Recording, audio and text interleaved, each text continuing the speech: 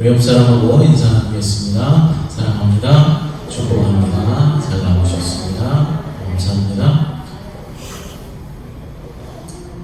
예, 제가 초등학교 다닐 때의 일입니다. 아주 친하게 지내던 친구 2명이 있었는데 이 2명의 친구와 저 이렇게 삼총사는 항상 언제나 어디든지 같이 다녔고 학교를 갈 때도 늘 3명의 친구와 함께 같이 학교도 가고 또 화교도 했습니다. 그러던 어느 날 예전과 다름없이 우리 삼총사는 학교를 마치고 이제 집으로 돌아오는 길이었습니다. 그런데 그날따라 몹시 배가 고팠던 우리는 길가의 과수원을 지나게 되었고 때마침 그 과수원에 사과나무가 사과 열매를 주렁주렁 아주 탐스럽게 달려 있었습니다. 마치 하와가 에덴 동산 중앙에 있던 선악과 나무를 보고 먹음직도 하고 보암직도 하고 탐스럽게 보였던 것처럼 그날따라 과수원의 사과 열매는 먹음직도 하고 보암직도 하고 탐스럽게 보였습니다. 우리 삼총사는 누가 먼저라고 할 것도 없이 마음이 통했습니다. 사과 소리를 하기로 한 것이죠. 제가 먼저 이제 과수원에 들어가서 사과 하나를 땄고 우리 친구들도 같이 들어와서 사과를 몇 개씩 따가지고 이제 과수원 밖으로 나오려는 순간이었습니다. 과수원 주인에게 그만 발각되고 말았습니다. 우리 삼총사는 주인 앞에서 고개를 푹 숙이고 아무런 말 없이 서 있었습니다. 주인이 물었습니다. 누가 먼저 훔치자고 했느냐? 누가 먼저 이 과수원에 들어가자고 했느냐? 라고 물었습니다. 잠시 정적이 흘렀습니다. 짧은 시간이었지만 많은 생각들이 내 머릿속을 스치고 지나갔습니다. 내가 먼저 과수원에 들어갔고 사과도 내가 먼저 땄으니까 내가 훔치자고 했습니다. 라고 말해야 하나? 아니야. 내가 먼저 들어가긴 했지만 내가 훔치자고 먼저 말한 적은 없어. 그냥 우리의 마음이 통했을 뿐이야. 이런 생각들을 하고 있는데 삼총사 중 한 명이 내가 먼저 그랬습니다 라고 말하면서 그 주인 앞에 무릎을 털썩 꿇는 것입니다. 저는 그때 내가 먼저 과수원에 들어가자 라고 했다 라고 말하지 못한 것에 대해서 내 자신이 너무나도 부끄러웠습니다. 그리고 대신 나서준 그 친구가 너무나도 고마웠고 또 미안한 마음이 들었습니다. 저는 그 친구를 평소에도 너무나 좋아했던 친구였지만 그 사건이 있음으로는 그 친구를 더 좋아하게 되었고 더 신뢰하는 그런 마음을 가질 수 있었습니다. 그런데 여러분, 오늘 본문에 보면은 내 친구와는 전혀 다른 모습을 보이는 사람이 등장합니다. 누가 등장하나요? 가인이라는 사람입니다. 가인이 이제 자기 동생 아벨을 살해한 뒤에 하나님께서 찾아오셔서 그에게 그의 죄를 묻고 있습니다. 그때 가인의 반응을 살펴보면서 우리에게 주시는 교훈이 무엇인지 한번 알아보도록 하겠습니다. 가인의 반응이 어땠습니까? 첫 번째로 가인은 자신의 범행을 숨기려고 했습니다. 본문 9절 말씀을 함께 읽어보겠습니다. 여호와께서 가인에게 이르시되 내 아우 아벨이 어디 있느냐? 그가 이르시되 내가 알지 못하나이다. 내가 내 아우를 지키는 자이니까. 아멘. 가인은 내 아우를 내가 지키는 자이니까 라고 말하면서 오만불손하게 하나님 앞에 대답을 하고 있습니다. 하나님께서 정말로 아벨이 어떻게 됐는지 모르셔서 지금 가인에게 묻고 있는 것이겠습니까? 마태복음 10장 26절 말씀을 한번 읽어보겠습니다. 그런즉 그들을 두려워하지 말라. 감추인 것이 드러나지 않을 것이 없고 숨은 것이 알려지지 않을 것이 없느니라. 아멘. 여기서 드러나다라는 말은 모든 것이 벌거벗겨지다라는 의미가 있습니다. 그러니까 하나님께서는 우리가 깊이 숨겨둔 인간의 가장 수치스러운 그런 죄악까지도 다 낱낱이 파헤치실 것임을 말씀하고 있는 것입니다. 즉 감추인 것이 드러나지 않을 것이 없다라는 이 말씀은 하나님이 모든 것을 다 보고 계신다라는 의미가 있는 것입니다. 또한 숨은 것이 알려지지 않을 것이 없다라는 이 말씀 역시 동일한 의미로 표현하고 있습니다. 그렇습니다. 하나님은 우리의 가장 깊이 숨어있는 죄악까지도 다 알고 계십니다. 하나님께서는 우리의 모든 것을 다 일일이 보고 계시기 때문에 그렇습니다. 하나님께서 오늘 창세기 본문에서 가인을 향해서 내 아우 아벨이 어디 있느냐라고 물으신 것은 정말로 아벨이 어떻게 됐는지 하나님이 모르셔서 물으시는 것이 아닙니다. 가인에게 회개할 기회를 주기 위함이었습니다. 이처럼 범죄한 인간을 쉽게 버리지 않으시고 회복할 수 있는 기회를 주시는 것은 하나님의 무한하신 사랑 때문에 그렇습니다. 그 사랑이 너무나 크고 너무나 오래 참으시기 때문에 오늘 우리가 이렇게 주님 앞에 나와서 예배를 드릴 수가 있는 것입니다. 만약 하나님의 사랑이 조금이라도 작았더라면 저와 여러분들은 이 자리에 나올 수 없었을 것입니다. 아니, 우리 인류 전체는 하나님의 저주와 형벌을 받아서 모두가 다 죽임을 당했을 것입니다. 그러나 하나님의 사랑이 너무나 크고 너무나 깊고 무한하시기에 우리가 주님 앞에 나와 이렇게 찬양도 드리고 예배도 드릴 수 있는 것입니다. 하지만 가인은 하나님께서 주신 기회를 놓치고 말았습니다. 그는 하나님을 안중에 두고 있지를 않았습니다. 가인은 하나님을 속일 수 있다라고 생각했던 것 같습니다. 가인은 하나님이 어떤 분이신지 잘 알지를 못했습니다. 아니면 하나님께서 자신의 예배를 연락하시지 않은 것에 대해서 아직도 화가 풀리지 않을 수도 있었을 것입니다. 전에 아벨의 제사는 받아주셨는데 자신의 제사와 제물은 받아주시지 않은 것에 대해서 아직도 꽁하고 있었을지도 모른다라는 것입니다.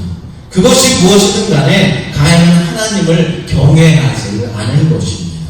가인은 하나님께 아주 불쾌하다는 듯이 퉁명스럽게 대답합니다. 내가 알지 못하나이다. 내가 내 아우를 지키는 자이니까. 가인은 전지전능하신 하나님 앞에서 뻔뻔스럽게 대답을 하고 있는 것이죠.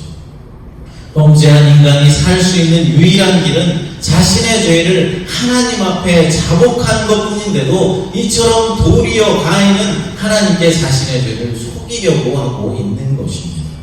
가인은 내가 내 아우를 지키는 자냐고 하나님께 오히려 반문을 하고 있습니다. 하지만 가인은 형으로서 마땅히 동생 아벨을 돌보며 지켜주어야 할 책임이 있었던 것입니다. 그렇습니다. 우리도 마찬가지입니다. 우리는 서로에게 책임이 있는 존재들입니다. 우리 곁에 있는 사람들, 여러분의 남편이나 여러분의 아내, 그리고 자녀들, 형제들, 또한 이웃들, 특별히 이곳에 함께 모여서 예배를 드리고 있는 우리 교인들을 서로 사랑해 주어야 할 그런 책임이 있다라는 것입니다. 우리 모두는 하나님께서 사랑하라 라고 보내주신 그런 사람들입니다. 그런데 우리가 사랑하지 못하고 오히려 시기하고 분쟁을 일으키려 한다면 그것은 하나님의 뜻을 거역하는 죄가 되는 것입니다. 우리는 반드시 그 책임에 대해서 하나님 앞에 가서 셈을 할 날이 반드시 올 것입니다. 가족과 이웃 그리고 우리 교인들, 우리의 교인들은 우리의 책임 안에 있다라는 사실을 우리는 명심해야 할 것입니다. 그런데 가인은 그 책임을 다하지 못했던 것입니다. 레미제라블이라는 빅토르 위고의 소설에 나오는 그 이야기입니다. 영화로도 상영된 적이 있었습니다. 전과자였던 장발장은 과거를 숨기기 위해서 이름을 이제 바꾸고 어느 지방 도시에 가서 시장이 되어서 살아가고 있었습니다. 그러던 어느 날 사과를 훔치다가 붙잡힌 한 노인이 수배의 인물인 장발장으로 판명되었다라는 뜻밖의 소식을 전해 듣게 되었습니다. 그 노인이 장발장과 너무나 비슷하게 생겼기 때문입니다. 장발장은 고민이 되었습니다. 조용히 그냥 살아야 하는가, 아니면 자신이 진짜 장발장이다 라고 정체를 밝혀주어야 하는가. 여러분 같으면 어떻게 하시겠습니까? 만약에 정체를 밝힌다면 다시 지긋지긋한 그 감옥에 들어가서 평생을 그 감옥 안에서 살아야 할지도 모를 일입니다. 어쩌면 당장 죽임을 당할 수도 있을 일입니다. 그러나 잠시만 모른 척하고 눈을 감고 있으면 이제 자신은 시장으로서 부와 명예를 누리며 아주 잘 살아갈 수 있을 것입니다. 장발장은 심한 갈등과 번민으로 밤을 지새웠습니다. 그러다가 벽장 속 깊숙한 곳에 숨겨두었던 자신이 진짜 장발장이다 라는 증명할 수 있는 물건들을 하나하나 꺼내기 시작합니다. 다음날 재판정에서 이제 판사가 그 노인에게 언도를 내리려는 순간 진짜 장발장이 일어나면서 이렇게 말합니다. 판사님, 내가 진짜 장발장입니다. 결국 장발장은 자신을 대신해서 처벌을 받을 뻔한 노인을 위해서 자신이 가지고 있는 모든 명예와 권세를 포기하고 말았습니다. 사랑하는 여러분, 우리의 믿음도 이랬으면 좋겠습니다. 우리가 진정한 그리스도인이라면, 내가 정말로 하나님을 믿는 믿음의 사람이라면 장발장과 같이 자신의 명예나 권세보다는 형제와 이웃을 먼저 생각하는 마음이 있어야 한다라는 것입니다. 진리를 위해서는, 정의를 위해서는 내가 가지고 있는 명예와 권세 그리고 안락함도 포기할 줄 알아야 하는 것입니다. 그런데 여러분, 우리가 죄를 고백하려 할 때면 어떻습니까? 많은 갈등과 고민이 있게 됩니다. 그만큼 죄를 고백한다라는 것은 쉽지 않은 일입니다.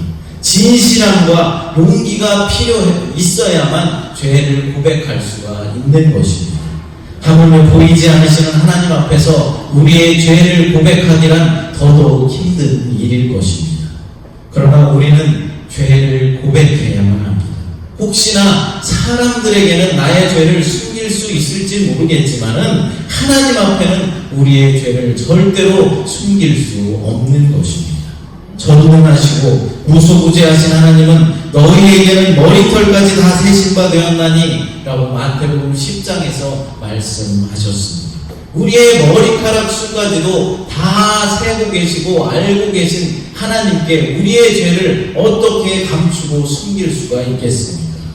그러나 가인은 하나님의 이러한 권능을 알지 못하고 하나님께 자신의 범행을 숨기려 했습니다. 오히려 하나님께 내가 내 아우를 지키는 자이니까 라고 퉁명스럽게 대답하고 있는 것입니다. 사랑하는 여러분, 죄를 지었을 때 자신이 지은 죄를 하나님 앞에 나와서 자복하고 회개해야만 우리는 살 수 있는 것입니다. 나의 죄 때문에 형제에게 피해를 주고 이웃에게 상처를 주었다면 우리는 하루빨리 그 죄에서 돌이켜서 주님 앞에 나와 자복하고 회개해야 한다라는 것입니다. 우리에게는 형제와 이웃을 사랑하라는 의무가 주어졌음도 우리는 잊지 말아야 할 것입니다. 그렇습니다. 우리의 죄는 하나님 앞에 숨길 수가 없으며 우리에게 허락한 형제와 이웃 그리고 교인들을 사랑하고 섬겨야 하는 것이 바로 우리 그리스도인들의 마땅한 도리라는 사실을 잊지 마시기 바랍니다. 둘째로 가인은 자신의 범죄를 숨기려 했지만 아벨의 피가 하나님께 호소하였습니다. 본문 10절 말씀을 함께 읽어보겠습니다. 이르시되 내가 무엇을 하였느냐? 내 아우의 핏소리가 땅에서부터 내게 호소하느니라. 아멘. 회개의 기회가 주어졌음에도 불구하고 가인은 죄를 숨기고 죄의 형벌을 피할 수 있다라고 생각하였습니다. 그러나 그의 손으로 흘리게 한 아벨의 핏소리를 하나님께서는 듣고 계셨습니다. 우리나라 속담에 낱말은 새가 듣고 반말은 쥐가 듣는다라는 속담이 있습니다. 이게 무슨 뜻이겠습니까? 우선은 말을 함부로 해서는 안 된다라는 뜻이겠죠. 그리고 비밀을 아무리 감추려 해도 누군가에 의해서 그 비밀은 드러나게 되어 있다라는 의미가 있을 것입니다. 성경에도 보면 이런 의미의 말씀이 있습니다. 전도서 10장 20절 말씀입니다. 심중에라도 왕을 저주하지 말며 침실에서라도 부자를 저주하지 말라. 공중의 새가 그 소리를 전하고 날짐승이 그 일을 전파할 것이니라. 아멘. 무슨 말입니까? 함부로 남을 정죄하거나 비판하지 말라라는 것입니다. 누군가는 내가 하는 말을 다 듣고 있다라고 말씀하고 있는 것입니다.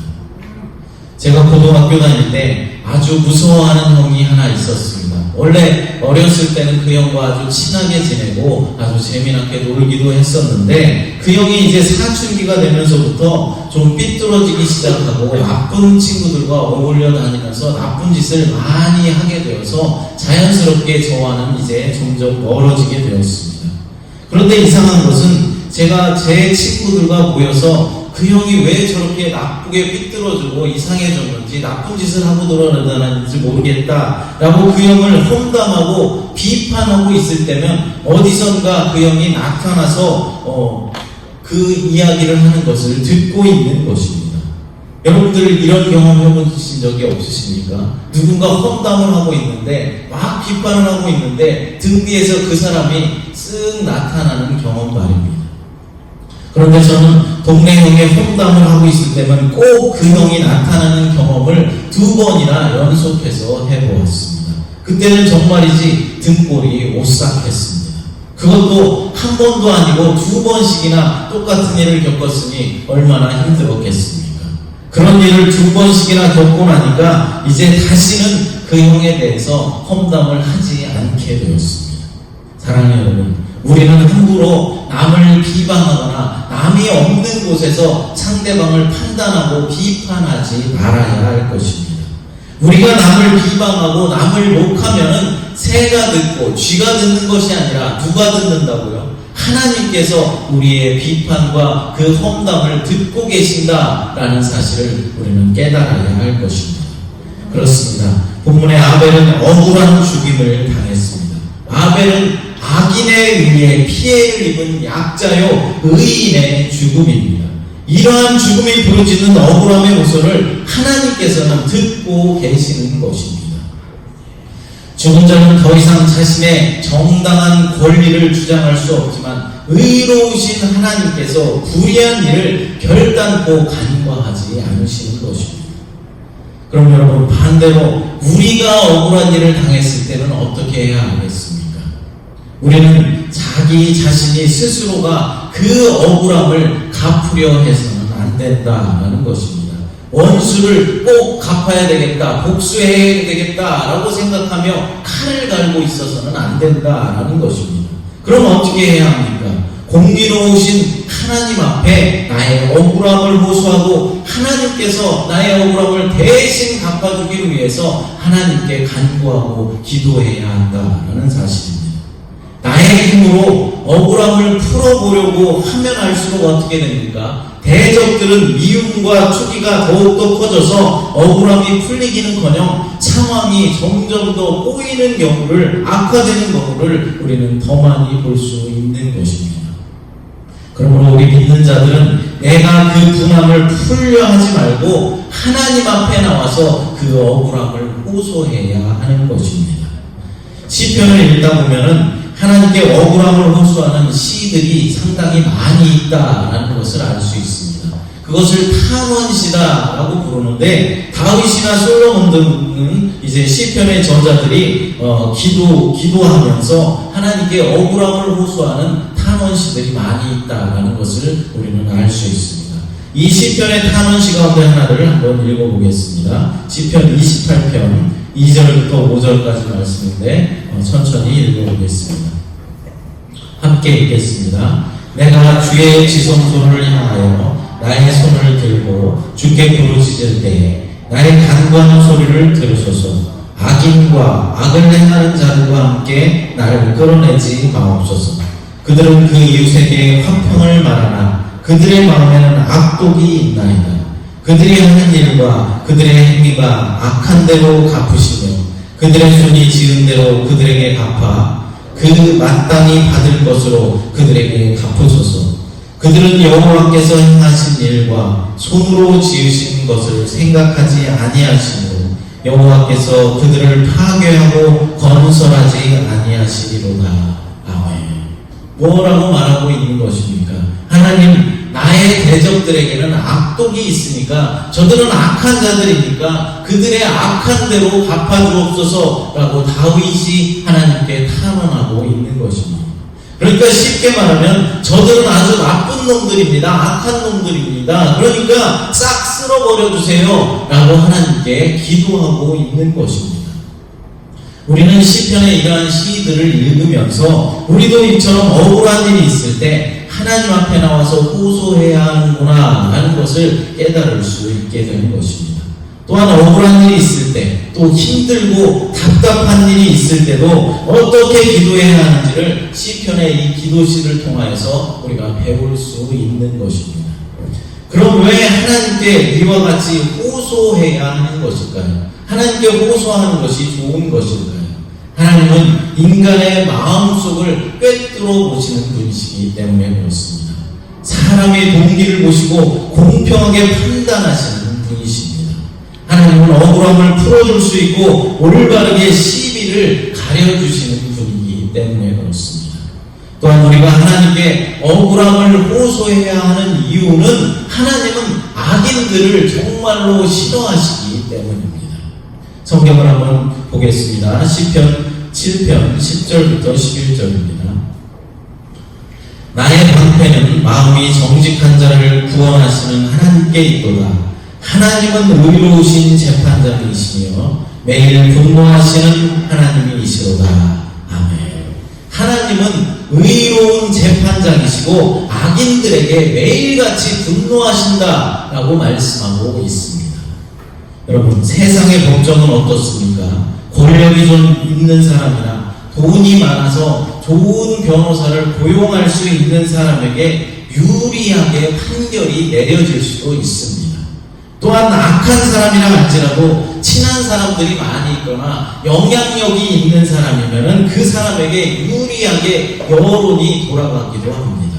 그러나 하나님은 절대로 악한 사람의 편을 드시는 법이 없으십니다. 우리 하나님은 공정하게 시비를 가르시고 악한 사람은 징벌하시고 선한 사람은 보호해 주십니다. 본문 10절에서 가인이 고백하지 않은 죄를 땅이 고발하고 있다라고 말씀하고 있습니다. 신약의 히브리서에서는 훗날 이 사건을 뒤돌아보면서 아벨은 죽었지만 말하였다라고 말씀하고 있는 것을 볼 수 있습니다. 신약성경 히브리서 4장 4절 말씀을 읽어보겠습니다. 믿음으로 아벨은 가인보다 더 나은 제사를 하나님께 드림으로 의로운 자라 하시는 증거를 얻었으니 하나님이 그 예물에 대하여 증언하십니다. 그가 죽었으나 그 믿음으로써 지금도 말하느니라. 아멘. 아벨은 죽었지만 그의 믿음으로 드린 제사는 지금까지도 후세에 그대로 전해지고 있다라는 것입니다. 의로우신 하나님은 또한 아벨의 억울한 죽음을 알고 계시기에 그의 억울함을 그냥 간과하지 않으시는 것입니다. 그러므로 우리들도 하나님 앞에나 사람 앞에서 지은 모든 죄들을 낱낱이 고백해야 하는 것입니다. 이 세상에 완전한 비밀이란 없습니다. 하나님께서는 인간의 모든 것을 보고 계시고 듣고 계시고 알고 계시기 때문입니다. 셋째로 결국 가인은 어떻게 되었습니까? 죄에 대한 형벌을 받게 되었습니다. 본문 11절과 12절을 읽겠습니다. 땅이 그 입을 벌려 내 손에서부터 내 아우의 피를 받았은즉 내가 땅에서 저주를 받으리니 내가 밭을 갈아도 땅이 다시는 그 효력을 내게 주지 아니할 것이요 너는 땅에서 피하며 유리한 자가 되리라. 아멘. 가인의 죄가 백일하에 드러났습니다. 회개하지 않고 숨기려 했던 그의 죄에 대한 형벌은 매우 고통스러운 것이었습니다. 그것은 아담의 경우보다도 더욱더 가혹한 형벌이었습니다. 무슨 형벌을 가인이 받았다고 말씀합니까? 가인은 동생을 살인한 일로 인해서 저주를 받았는데 땅에서 저주를 받으리니 라고 말씀하고 있습니다. 성경에서 사람이 저주를 받았다라고 기록한 것은 가인이 처음입니다. 가인은 땅의 저주를 받았습니다. 내가 밭을 갈아도 땅이 다시는 그 효력을 내게 주지 아니할 것이요 라고 말씀하고 있습니다. 에덴 동산의 일 때문에 땅은 이미 창조되었을 때의 그 생산력을 잃어버렸습니다. 그런데 또다시 가인의 죄로 말미암아서 그나마 남아있던 생산력마저도 약화되었다는 사실입니다. 가인은 땅의 소산을 하나님께 드리기 위해 죄를 지었습니다. 그는 죄를 짓는 과정에서 땅을 더럽혔습니다. 그러므로 땅이 그를 벌하는 도구로 사용된 것은 어떻게 보면 마땅한 일이다 라고 말할 수 있을 것입니다. 가인의 두 번째 형벌은 무엇입니까? 한 곳에 정착하여 살지 못하고 세상을 떠돌아다니며 살아야 한다는 것입니다. 너는 땅에서 피하며 유리한 자가 되리라 라고 말씀하고 있습니다. 농부였던 가인에게 한 곳에서 머물면서 농사를 지을 수 있는 가능성을 완전히 근본적으로 막는 그런 형벌입니다. 평생 농부였던 그가 이제는 농사를 지을 수 없고 한 곳에 머물러서 정착하여 살던 이제 그가 죄로 인하여서 떠도는 방랑자가 된 것입니다.